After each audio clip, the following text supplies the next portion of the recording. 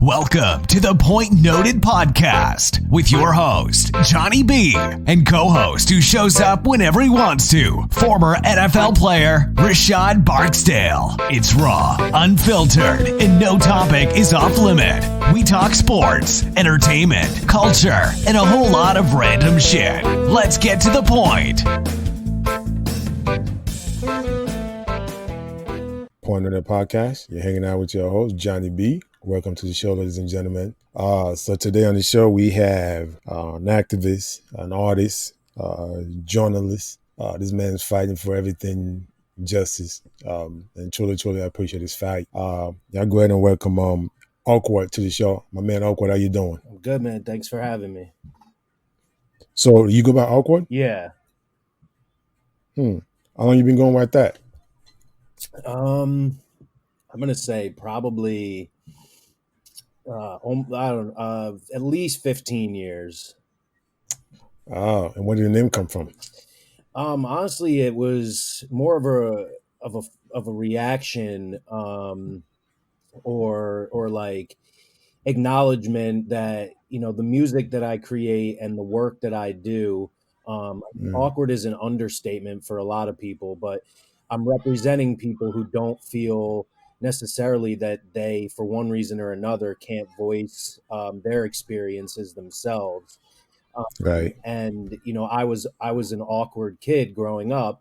I felt really alienated, and you know, the way that, like, the place that I grew up in was rich and conservative and you know, racist and homophobic and so, and you know, and I'm a working class, like I come from a working class leftist family, and so, you know, like by the time that you know, at first it was anger and fighting and you know, any Nazi I saw I punched in the face, and wow. And then I kind of figured out a way to be more like proactive and positive and, you know, like trying to liberate people instead of, you know, adding more violence. And that's kind of how I found myself.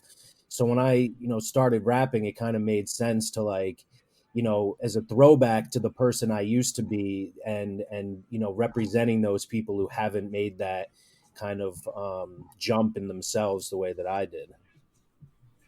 Right. Did your personality change once you start rapping? No. Like what happened to your personality and what happened to your confidence? Yeah, I mean, you know, my confidence grew probably, you know, alongside like I would definitely, like I've said before, that hip hop saved my life. You know, I would say that, you know, between seeing the power of music and the power of words, and finding an expression, a way to express myself that wasn't violent, you know, prevented me from being killed or ending up in prison. And you know, that along with guidance from my mom before she died. You know, she was a therapist and she was an activist, so she kind of taught me a lot. And my confidence just grew over time. Probably, you know, I wouldn't say directly, you know, because I was rapping, but certainly there's nothing, you know, there's no harm in getting off stage and having people bum rush you. You know, that definitely doesn't hurt. Right. Do you remember the first song you made? Oh man. I don't know. I mean, yeah, like I definitely made some like early songs. I guess, you know, I was freestyling and like doing what everybody else does for years, but when I Right. it wasn't until I was probably like 18 or something, because I'm older, I'm 38 now. And back then, you know, the availability, the access of like easy recording material, you know, equipment was not there. You know, now you could record on your phone, or you can just buy like, you know, a cheap mic and like it doesn't even sound that bad. You could record, you know, on GarageBand that comes for free, you know, and all these things. I didn't have that capability back then. So, you know, I don't think I started recording till I was about 18. And, you know, I didn't really know like how to write a song yet either. It was more just like rapping poetry that I had written almost. And then over time, I kind of I taught myself and some other people like just learning from other people in the studio and stuff, like learning how to construct, you know, learning how to construct verses and hooks and like real songwriting. Um, I think probably like the first song that I ever released that, you know, I actually did a video for at Mars Bar on the in the East Village in New York City before it closed down. Mm, That was called The People's Champ. And you know, I kind of went with that like catchphrase for a while. And then as I got older, you know, I realized that there's a lot of kind of arrogance in a concept like that. And you know, I don't want to feel like I don't want to front like I believe that I am the champ for the people, more that I am a voice for the people, you know what I mean? And right. as my like politics and mindset and philosophies have kind of expanded and gotten deeper, you know, so is my music. Right, right. Do you when you do your music, what do you find easier about making a song? Is it the beginning process where you trying to like that hot moment where you trying to write something and something come out like hot? Is that like a process for you? Like usually get that? When I was still living in New York City, and I was, you know, before I was married and had kids, I was, you know, constantly either in the studio or I was at shows or I was out on the street and I was just in Mm, the thick of it.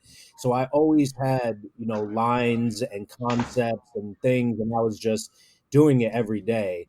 You right. know, now that you know, I spend a lot of time doing other things, like activist work and digital strategy and writing and all, and, you know, journalism and all these other things. So it's a lot more like there's a lot more thought that goes into when I decide like I want to actually do a song, you know.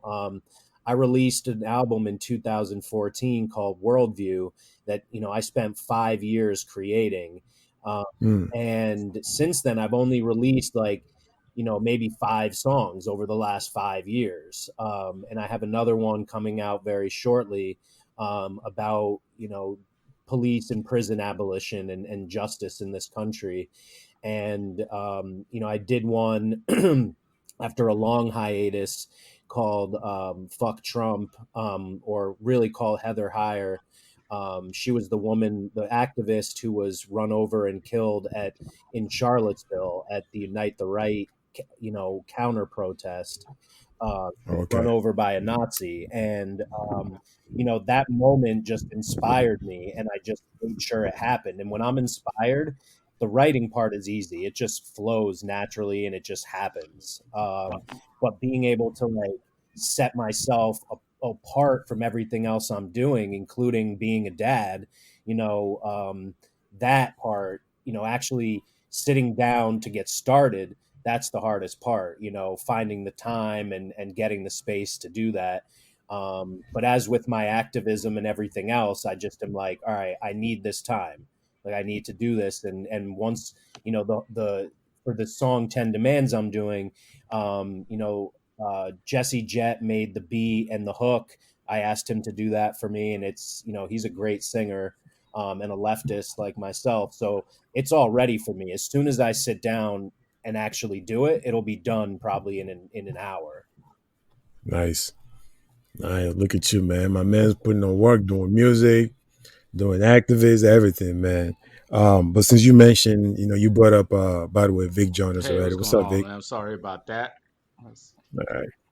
It's all Hey, how good. you You're doing, Mr. here. Awkward? Um, Good man. I'm How are doing all you? right, thank you. Pleasure to be with Yeah, you. thanks for joining us. Yeah, yeah, same Yes, here. sir. yeah, he finally joined us after trying to get on with that boo boo connection he Right, got over right. there. Just this You know, location right here. I'm in the so, suburbs now, so the connection is not always right. but yeah, so awkward.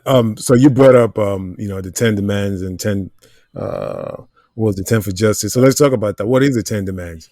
So 10 Demands for Justice is a call for abolition of police and prisons. It sets a roadmap, a realistic actionable roadmap to get to that point with, actionable steps, things that we can start doing right now, and some of the things that are starting to happen across the country. So, for example, a lot of people are calling to defund the police. We absolutely support that. And by we, I mean this coalition that started in late May of 2020, that we've named 10 Demands, that was created kind of organically, about 12 of us who put these demands together. And, for us, defunding the police is like step one. Do that right now. We start defunding and demilitarizing the police. And there's a lot of other aspects to this, decriminalizing poverty and, and holding police accountable. And as we move along, making sure that all cops who commit crimes are fired and all departments that violate civil rights are dismantled. We defund the departments and the police officers down to zero. We've set the stage for abolishing police, and prisons goes right along with that. We have a number of actionable steps for defunding prisons. There's no reason we should have corporations profiting off of prisons, so there should be no private prisons. There should be no corporations earning obscene amounts of money on the backs of slave labor. There's a ton of people we can free right away. We could free the elderly, the immunocompromised, the disabled, nonviolent offenders. We could free, criminalized immigrants, people who are criminals just for being here. Criminalized survivors, for mostly women who are in jail or prison for standing up to their abuser. Finally, we end cash bail. 7 out of 10 people in jail in this country have not been convicted of a crime. So we end cash bail. We completely free up the jails. We believe that local jails should be abolished right now. But as I said, yeah, there are 10 demands that I think all taken together set a really, actionable and essential stage for the changes that need to happen in this country. As we face generations of racism and classism and policing, prosecution and sentencing. Okay, so what you just said, you mentioned we should, we should like take away cash bail, and local officers should not have a jail, or local state should not have a jail. So my question to you then is, you saying, so when you catch a criminal, what are we doing with that criminal? What do we just let them go, put them on probation and stay at home, So put a monitor around their ankles? What are we doing? Well, we want to end the carceral system. So nothing like what you kind of suggested would happen overnight. We're not looking to all of a sudden have, for one thing, no matter when this we're talking about, we're not talking about anarchy. We're not talking about no people not being held responsible for their actions. But certainly in the immediate term, we're not talking about the current systems still being what they are, and all of a sudden people can commit what are still considered crimes and just not have repercussions. Right. Things that we want to start happening right now. So as we defund and demilitarize the police, those billions and trillions of dollars can go toward programs that are designed to prevent crime, to educate, for wellness checks and peacekeepers, for mediation, rehabilitation, and reparative justice. And we envision a society where we've thought outside the prison box. Crime and punishment in this society is thought about in a certain way. People are born and just, from day one, it's just understood that this is the way it is. But that wasn't always the case. Prisons were created, as a response to, the people realizing that they don't want to publicly stone and hang people anymore. And the term penitentiary came from the concept of penitence. What has happened, though, is we've developed this prison industrial complex where certain communities, post-slavery are criminalized, and certain other people are profiting off of their criminalization. So we want to remove the profit motive, and we want to decriminalize a lot of the things that actually don't have real victims. We want to make changes like repealing three strikes laws, where a guy doesn't end up in prison for decades for stealing a piece of pizza because he committed two crimes before that one. Ending the school to prison pipeline by repealing truancy laws and removing police and surveillance technologies from schools. 1 in 3 Black boys born today is going to end up in prison, and that's because it's set up that way. So Damn, that's high. it's crazy. That's a crazy number right That's there. very Yeah. true.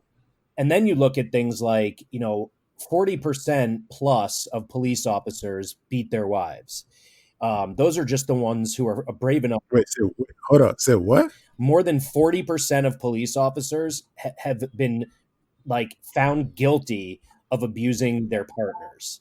So Wow. that's just the ones whose partners have been brave enough to come Reported forward. it, right? Okay. And then you take it a step further.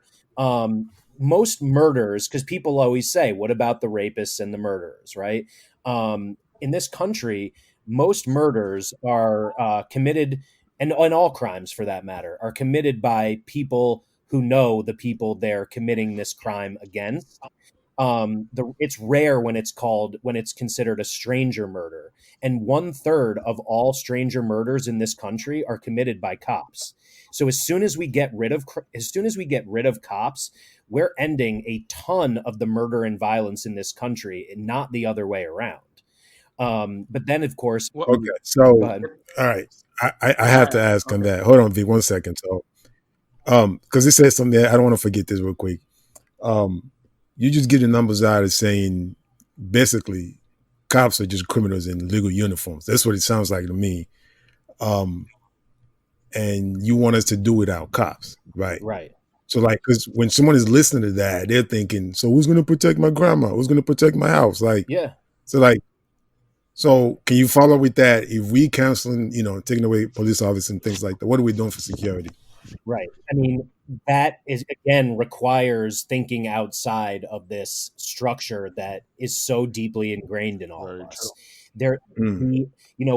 This country is really good, through the media, of creating social scares and moral panics.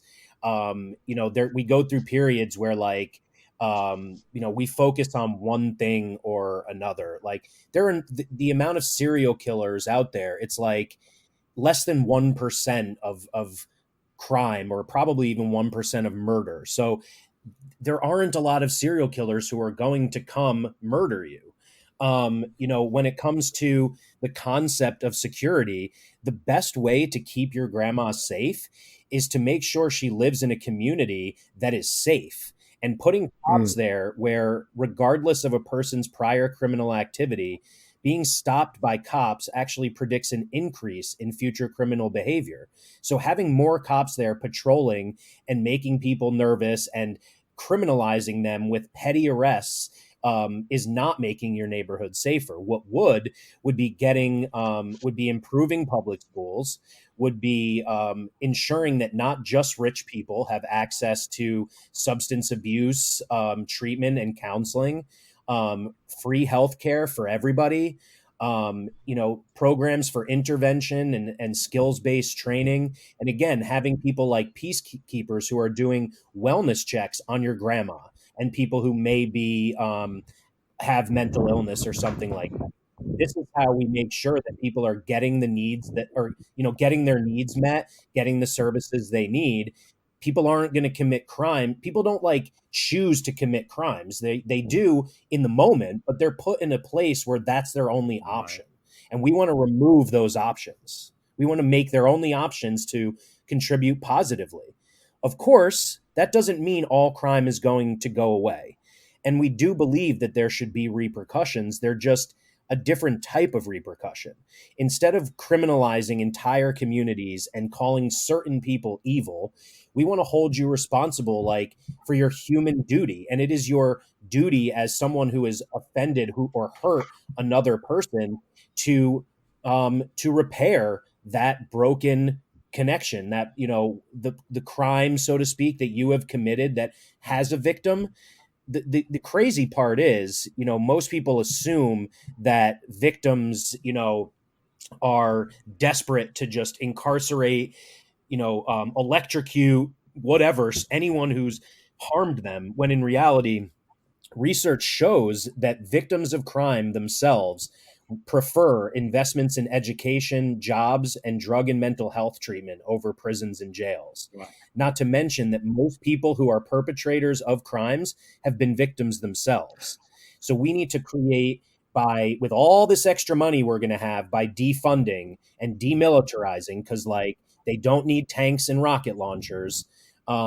We'll be able to put that into our communities, starting with those that are most impacted by the war on drugs, mass incarceration, and police violence, to improve these communities so that crime is not going to be as common as it is today. So I have a quick question. I have to say I do appreciate you saying that. So two questions I have. One, it's about Joe Biden as for getting elected for, or at least being on the ballot here for the Democrat to elect him as the next president, right? So, which hopefully, if everything works out, that will be the next president of the United States, and we can get this current president out of office. But I've heard that a lot of things, him trying to appeal to both sides of the aisle, where when he's talking about this whole defunding the police, and he doesn't stand for defunding the police, and not just him, but when you think about other elected officials who are now following people, at least this current movement where we are requesting for the defunding of the police. Now, what is your stance on what we should do when we have people who we have no other choice? Is either we select Trump for president or Joe Biden for president, right? So what should we do when we are now asking who should we as a people vote for president in this kind of situations where we have no choice, or how do we hold those elected officials accountable to us in that situation? That's one of my questions. And the second one is that, and I'm sure you've heard this before, but I wanted to hear from your point of view, where you being a white guy, right?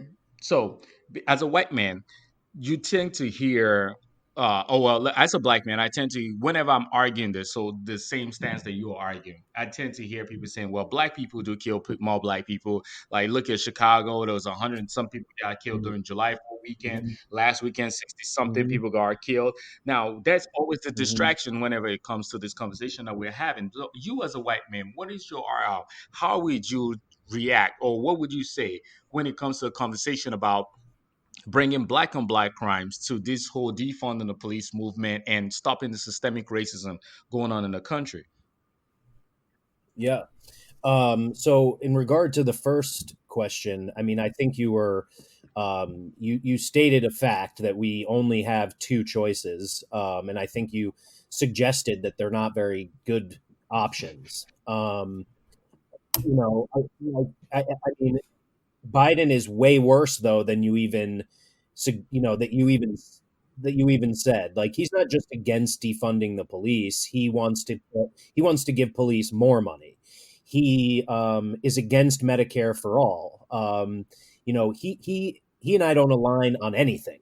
He's the one who created mass incarceration with his crime bill. So to me, the only difference between the two is that he's not an all-out Nazi, and he's senile, and he's incredibly bumbling and stupid and embarrassing, but he is not going to go on Twitter and try to incite as much violence from Nazis as he possibly can. That's how I see the difference, and it's a really unfortunate situation that those are our choices. So, years ago, I was part of a group that lobbied New York State Congress for the repeal of the Rockefeller drug laws, and it worked. So, they're a corporate lobby. For those who don't know, though, what is the Rockefeller drug law? Drug law? Well, the Rockefeller drug laws were part of a much larger, uh, situation in this country where we basically made it so that certain drugs and certain people were criminalized in a completely different way than other people. This was for New York State in specifically, but so if you basically they were minimum mandatory sentences. So, if you had a certain amount of a drug, you could face a minimum of 15 years to life in prison and a maximum of 25 years to life in prison. And that's for a nonviolent offense. That's simply for possession. And drugs, are, for one thing, in moderation, not inherently problematic. But not to mention that people who are addicts and then who might commit crimes of desperation due to their addiction have a disease. We should not be incarcerating people with illnesses. So it was part of the larger war on drugs. And one way that, to give you an example of how certain segments of society were criminalized, is you used to have 100 times as much of powder cocaine than you did of crack cocaine to get the same sentence. Now, after a law that was passed, I think in 2014 or 2015, it's still 20 times greater of a sentence for crack cocaine. That's because certain people have crack and they want to make sure that the white rich people who have the powder, which is essentially, it comes from the same drug, will not get the same sentence if for some reason they happen to get a prosecutor and judge who actually wants to, sentence, convict them. When in most cases they'll just get off, right? If they have enough money. So in other words, so I say that to say that lobbying is not inherently bad. Lobbyists represent interests of groups of people, and there are lobbying groups who represent the needs of real people. I'm certainly against corporate lobbyists, and the same corporations that give to certain politicians to vote certain ways are also, for what it's worth, giving to police foundations. And this money is used to militarize police departments. But of course, but like lobbying on behalf of oppressed peoples is something that can be very valuable. And I'll never forget being told by one state congressperson, we don't need to make changes. All you just need to pull yourselves up from the bootstraps, which is Right. absurd cliche. And he was such a schmuck. The reality is that, like, he was white, he was privileged, he was unwilling to recognize systemic racism in education, healthcare, real estate, wages, and everything else, or the fact that we're not that many generations away from slavery and then chain gangs and Jim Crow. So I say, so lobbying is one thing. I also think that no matter who the president is, like, people like me, who are demanding full abolition, are like the Malcolm to the Martins, who are saying, like, please defund by X amount of money, or we need to stop police brutality. During the civil rights era, today we look at Martin Luther King as a collective society in a very incorrect way. He was anti-capitalist and a lot more radical than neoliberals like to give him credit for. But what the greater society during the civil rights movement saw was someone who wanted peaceful marches. And so they were willing to negotiate and give him what he was asking for because they were terrified of the Black Panther Party and Malcolm X. So, the way that I look at it now is that we need to keep protesting on the streets. We need, the Black Lives Matter movement needs Antifa and, needs white allies. And the more scared they are of full revolution, the more likely they are to implement other changes that will lead us in a positive direction. And that's why, what's that? Yeah, word. I mean, and that's why we created 10 for Justice, because, we intend to send these demands to all the Congress people across the country so that they can look at this and say, well, I don't necessarily think I can end the carceral state. That's demand 10. oh, but I do see here you're recommending that we free this segment of society right now. That seems reasonable to me. I'm going to push for that because I want to get reelected, not because I actually care, but X percentage of my constituency is black or poor. And you know what? They're not going to vote for me anymore. And I think that's another real value of getting behind down ballot progressives. We are spending a lot of time and effort in getting them the funding that they need and getting their messages out there because we have such two terrible choices at the federal level. Things can get done on the state and local levels if you elect the right people, and it's easier to elect progressives on those levels. So that's the long answer to the first one. The second one, is a really great question. There are people who, and honestly, I am not necessarily the right person to be lead. I'm not the right person to be leading a march for Black Lives. I am representing a group with 10 demands, a multicultural, multiracial group where, we conferred heavily, internally, certainly, but also externally to make sure that we really represented the Black community, the brown community, the indigenous communities. And so I'm kind of a spokesperson, one, because I am familiar with this territory. As a hip hop artist and a public figure, I do a lot of interviews, so it makes sense to have me talking about it. But I'm not just speaking on behalf of myself, and I'm not speaking for anyone who hasn't made it clear to me what their unique and individual community-based demands are. So I say all that because, like, the same as how I've been treated in hip hop, I am honest about who I am. I'm honest about my privilege. I'm honest about white guilt. I wasn't born. I didn't ask to be born. Like none of us did. And as a Jew who experienced a ton of anti-Semitism growing up, that was probably the first way that I so strongly identified with other people who have experienced oppression.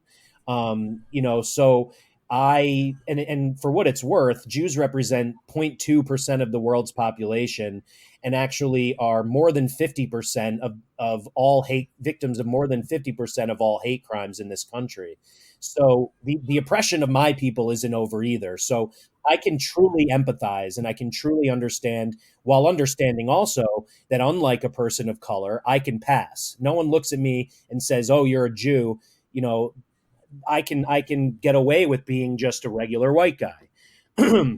So everything I say is with that understanding. But I think there's a really, really easy answer for all of these fascists and racists who are telling you, look at black on black crime. Whites kill more whites, blacks kill more blacks, Latinos kill more Latinos because you kill the people in your community. It's that simple. So, Very simple. I agree. I mean, that's really the answer. And the only reason they're saying this is because they don't like black people. They don't care about you. And they're using a racist trope the same way that anti-Semitic tropes are thrown against me all the time. See, I really appreciate that. So speaking of anti-Semitism, right? I'm sure everyone knows what's going on all over now with Deshaun Jackson. Deshaun Yeah. Jackson with Nick Cannon, and Yep. just and so my personal take on that also is that at least speaking about Deshaun Jackson and Louis Farrakhan. So I have somebody that I was someone who, until recently, I never actually tried to listen to what Louis Farrakhan had to say. I didn't know who this man was. I've heard about him so many times, but it was always brought up in a terrorism uh, light to me. Yeah. So I always just thought it was one of these guys who just preached hate. So recently Mm-hmm. when I started listening to him, and I felt like, well, I don't agree 100% with what this man had to say, but at least I can say is that a lot of the things that he said, I resonated with them. It made sense to me as a black man in America. It felt like this man Right. was pushing things that would make life better for me as a black man and every other black man, requesting for equality and letting people see and Mm-hmm. understand things that the way they really were. Now, although I'm sure he has some stands that everyone doesn't agree with. Like even I myself, talking to even Johnny B over here and some of my friends, like I had like a list of things where the last time we had a podcast, I was actually suggesting, just like you said, we had a list of demands, and at the very end of that demand should be this marching and protesting, where even if violence was happening during those marches, where not violence is harming people, but where things were getting burnt and things were being looted, I said, if you have that on the list of things where this are the possibility of what could happen, it would make people take you more serious when you're looking at the end results of we have demands 1 to 20. If you don't give us one, then we Mhm. move to 2 and 3. By the time it gets down there, when we don't get all of these demands, we can be at a point where we're mobilizing each other to say it's time to march.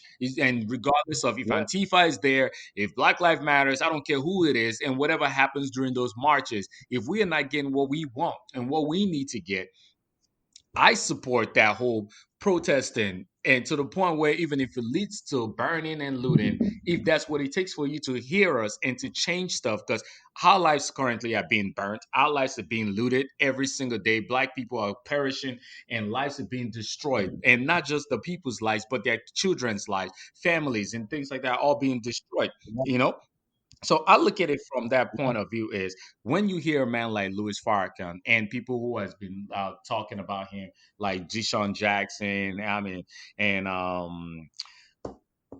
Nick Cannon, what are your takes on that? Being a Jewish man yourself, Yeah. I think it's really unfortunate that currently he is the most uh, empowering black leader, because I am 100% in favor of black power. I'm 100% in favor of justice and equality. And if I were black, I you know, I can't imagine being, I can't imagine how angry I would be.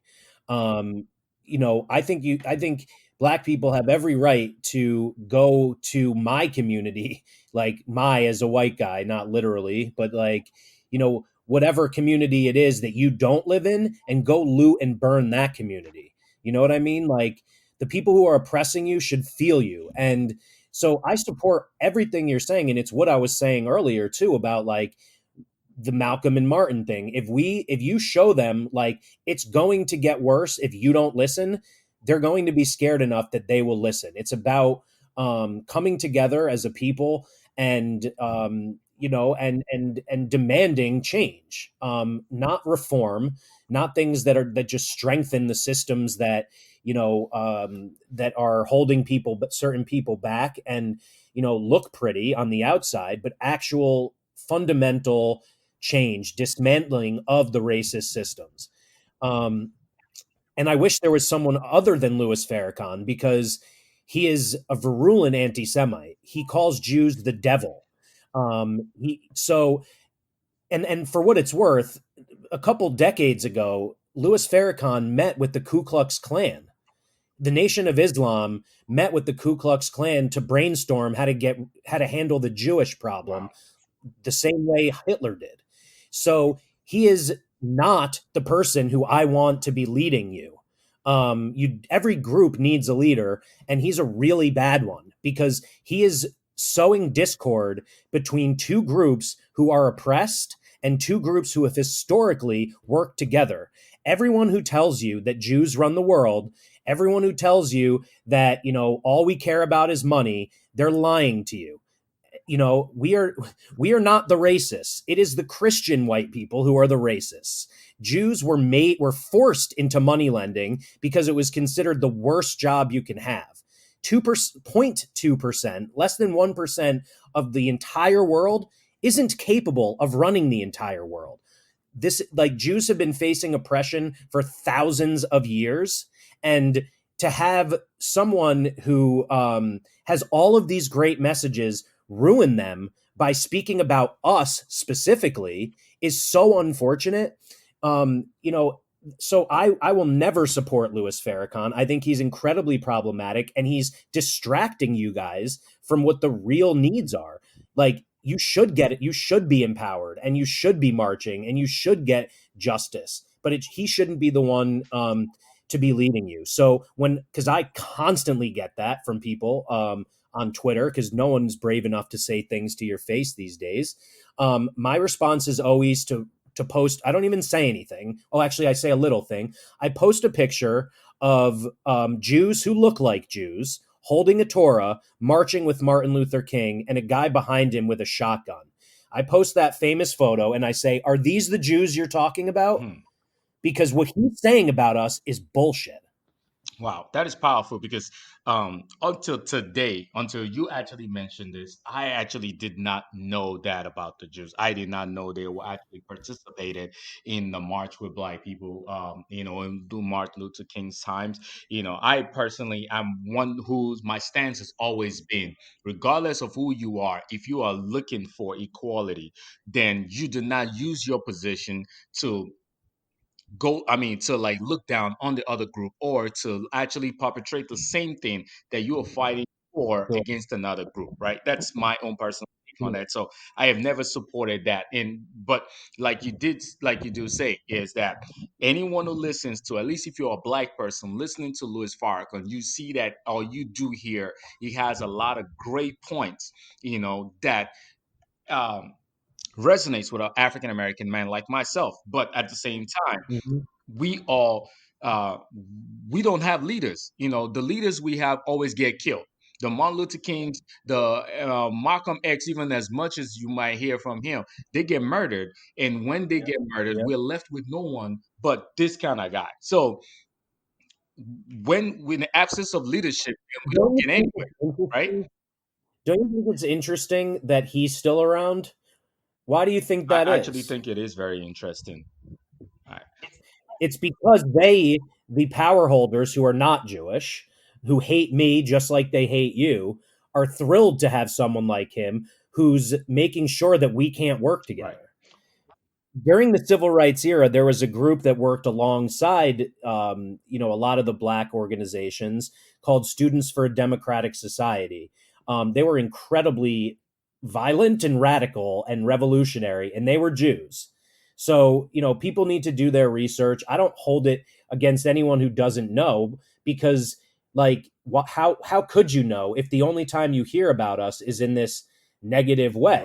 Why why Farrakhan doesn't just say the white man, which is the truth, the straight white rich man, then like that would be more effective and more accurate. Why he's picking on a people that have there's so few of us left, like 13 million people were murdered by Hitler. Like, why pick on us?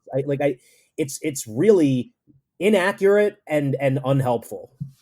I do agree, because realistically, one thing that resonates with me is that when you think about the KKK movement, they're always chanting Jews will not replace us and African Americans will not Right. replace us. So I fundamentally refuse to agree with anything the KKK. I refuse to agree with them on anything at all. So for me, the enemy of my enemy is my friend. So even if I do not know anything about the Jews, I've always understood a few things from the Bible, and also I'm a Christian, so I'm not a Muslim or in the part of the Nation of Islam. From the Bible, and Mhm. also from the fact that if the people who are perpetrating hate all around the world can keep saying the Jews will not replace us, that blacks will not replace us, then at least it lets me understand that they hate them just as much as they hate them as much as they hate me. So, Yeah, and I understand from that exactly. point. Yes. Actually, I just want to clarify. I'm pretty sure that I got it wrong about the Nation of Islam meeting with the KKK. I'm actually remembering that it was the American Nazi Party, which, depending on your beliefs, like could be even Right. worse. I mean, they're Yeah, I think literally I called think they're Nazis. both like in the same ballpark if you ask. They're all Yeah. terrible. And also for what it's worth, like I support Muslim people. There's a huge difference also between the Nation of Islam and Muslim people, and Islam as a religion. So that's a really important distinction as well. Not all Muslims are terrorists. Not all Muslims are Nation of Islam, and not all Arabic people are even Muslims. There are Arabic Christians and Arabic Jews. I'm a quarter Palestinian myself. So there's a lot of things that are just only known to the smallest degree that really manipulate the way people think. Right. Yeah, I think we can all agree that the world just needs education a lot more. For sure. I think there's too many people out there who just don't know history. So just going by the word of somebody else that you heard, and it's not good for anybody. Yep. So let's switch gear real quick. What's going on out there in Portland? So first of all, the news is not really talking about protests no more. It's all COVID right now. Right. And I understand that. So you're really not looking at the news from a different view. You're not going to notice still folks out there protesting. Mm-hmm. So what's going on out there in Portland? This is kind of getting crazy out there, isn't it? Yeah. One thing I'll say is that it's not even just happening in Portland. Portland is getting a lot of the attention because most recently Trump sent Homeland Security there. There's Trump and his group has sent collections of all kinds of militant policing forces that are taking over for what is already a problematic and dangerous and violent local and state police force. So there's National Guard, there's FBI, there's Homeland Security. There are groups I've probably never heard of. In Minneapolis, there's a very now pretty infamous video of state police and National Guard rolling through a suburban neighborhood, screaming, "Light them up," and shooting at people on their porches for no reason. They're on their own porches. So this kind of, Yeah, I said that. I said that online as well. It's just terrible. So there's this military intervention across the country. It's incredibly dangerous that the mainstream media is doing what is expected. At a time when crime was plummeting, mainstream media reporting on murder and other crimes skyrocketed. They are not interested in telling us the truth. They're interested in reporting the things that their corporate owners want them to report.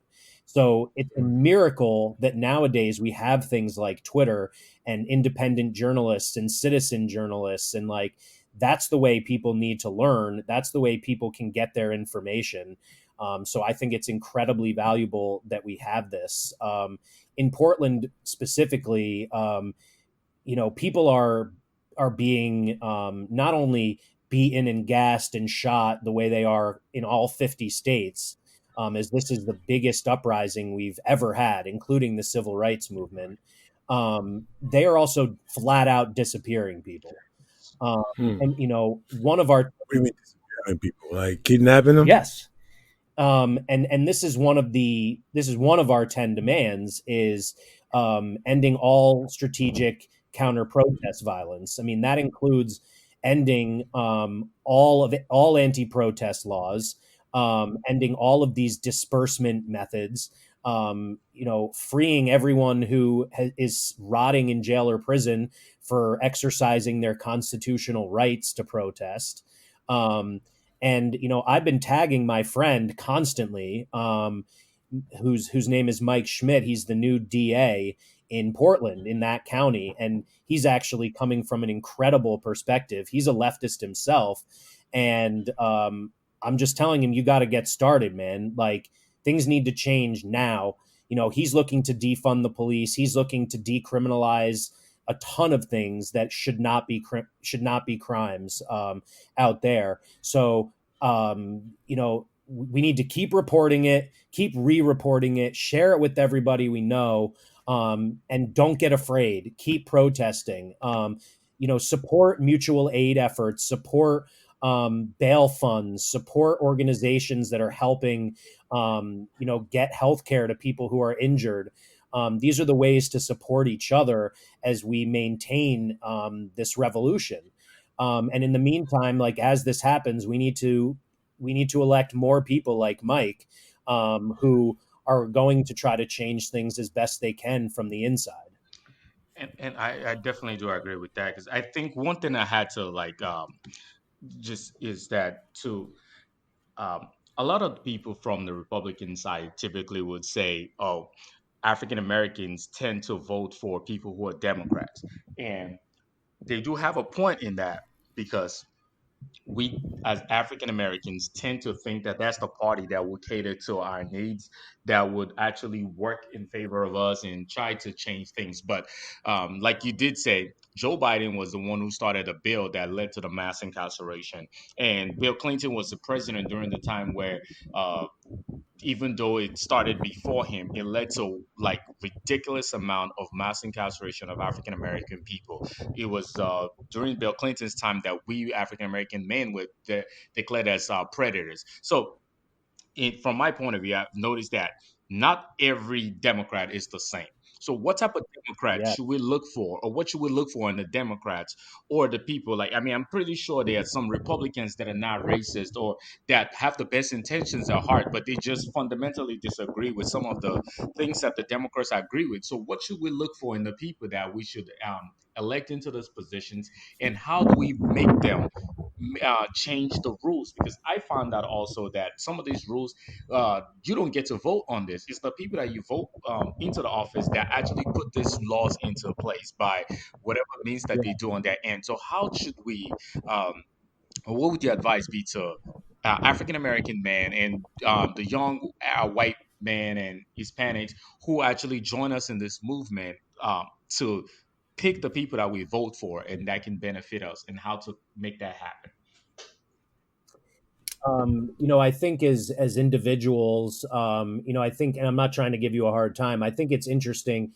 Maybe it's because the three of us are men, but the abolitionist movement has historically been led by Black women feminists, who are, also, probably even in a lot of ways, maybe even worse than men, discriminately, you know, oppressed by the current system. So, as individuals in our daily lives, in our organizations, in our businesses, we need to empower Black women. That's one thing. When it comes to who we elect and everything, I'm sure it's possible, and I'm sure they exist. There are Republicans who, and I don't agree with any of this, but there are Republicans who maybe aren't racist, who just want to vote Republican because they are, for religious reasons, think it's murder to have an abortion. Right. I don't know, whatever. Sure, it's possible that there are Republicans who aren't racist, um, you know, but it doesn't make it untrue that Democrats are better for the poor. They are better for Black people. They are better for brown people, even though an exorbitant number of Latin Americans vote Republican. Um, so they're better for the 99%. But as you said, not every Democrat is the same. It's not even like that. Like that is an understatement. You can have a Joe Biden and a Jason Call from Washington in the same party. Just shows like how incredibly wide the gap can be. The establishment Democrats are centrist at best. The moderates, and if you see someone calling themselves a centrist or a moderate, almost all of the people who've been in government for decades in the Democratic Party, Nancy Pelosi very much included, they are more Republican than what we believe Democrats really value. Um, if you see someone calling themselves a progressive, and they are for Medicare for all, they're for canceling student debt, they're for affordable housing for all. They're for a Green New Deal. They're for economic justice. They're for real criminal justice, not bullshit reform. They're for rights for women, for the disabled, for LGBTQ. These are the progressives. These are the real politicians, yes, but candidates and a few sitting members who are actually working for the people. And the only way to, I think, to get more of them elected is to volunteer, to knock on doors, to email people, to have conversations with everyone you know, to use Twitter to spread the messages. To find rich people who can donate to their campaigns, you know, and to continue to scare the shit out of the establishment. So, and to inform the general public so these people who are still looking to change things from within the system are not seen as so radical in comparison to someone who's, a black man who's walking down the street with a gun, demanding equality and justice. Like, electing some white guy in Washington who wants to defund the police is a lot less scary, you know? So, like, some have been elected. I think overall I've been disappointed. A lot of them this election cycle have not won. Great candidates have not won. But it doesn't mean we stop, and there's always another cycle. And so, it's just a matter of putting your time and money and energy into giving them the support they need to overcome the insane amount of power and money that the corporate owned politicians have. Absolutely.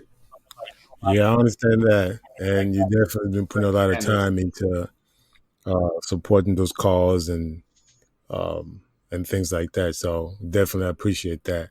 Um, so talk about everything, like, just in general. How's your process going for you? Being able to get your voice heard, being able to get out there and trying to impact and be supportive of the right thing, which can also bring attention to your cause. Mm-hmm. So how is that working for you in trying to get attention and get your platform going? Well, I think my music has always been one way that I've done that. Most of my songs, and certainly more so now than when I started, and with the less frequent, the infrequency that I release music, it's all very targeted and strategic, and it's all political. Because I try to make music that can be listenable, enjoyable, entertaining, and empowering, and inspiring, and educational, all at the same time. Music, as Martin Luther King said, is the soul of a movement. And so I'm going Right. to keep doing that. In the meantime, I think interviews like these are very helpful, because getting my message out to your audience expands it, amplifies it. When it comes to my overarching goals, I'm less interested in, like, people hearing of Awkward and knowing what I look like than I am of people understanding what abolition means, and that we at 10 Demands, through 10 for Justice, have literally laid out a roadmap for how this can be implemented starting right now. And also on the website 10forjustice.com, we have a whole page dedicated to explaining the society we envision post abolition, and how it would actually work to implement these demands. We have another section with tons of resources from the incredible people who have been doing this for, some for as long as me, like the last 2 decades, some for for much longer. People like Mariam Kaba, Dereka Purnell, and Angela Davis.